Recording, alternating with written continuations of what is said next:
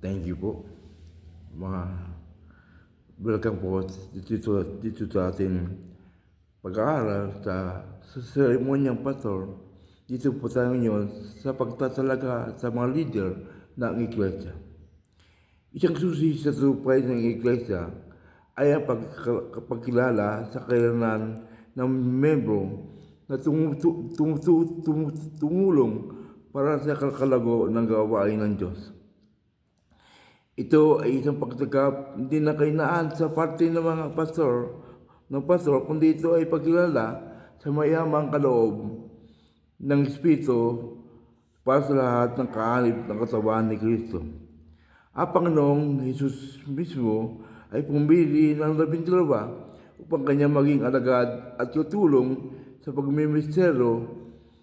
Sa Marcos 3:14, maging ang mga apostol ay nagsalaga ng mga pinuno upang sila ay matulungan na lalong mapabuti ang kanilang paglilingkod sa mga kapatiran.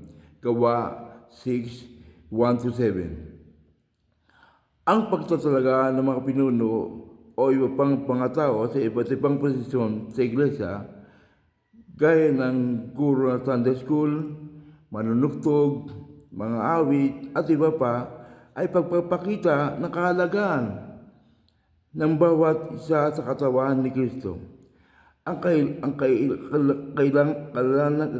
kailangan bawat membro sa iba't ibang bagay na hindi na kayang gawin ng pastor ay nagiging malaking tulong para sa katuparan ng programa ng iglesia.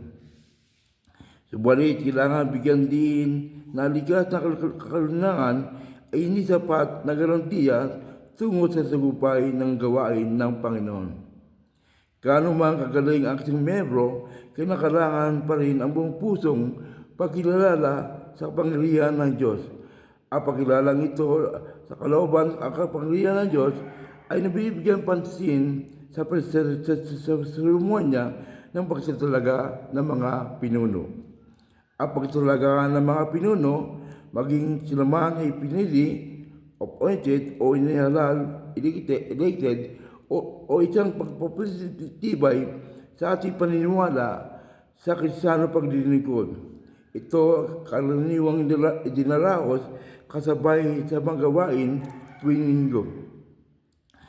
Pagkatapos bago magbigay ng sermon ng pastor o sa ibang pagkataon, ito ay wala namang ginaganap anuman ang mapiling araw na magtatalaga. Kailangan tayakin ang diin ay may lagay sa paghingi ng tulong sa Diyos upang magampanan ang susupang pagsuporta sa gawain ng iglesia. Purihin po ang Panginoon. Purihin po ang Diyos.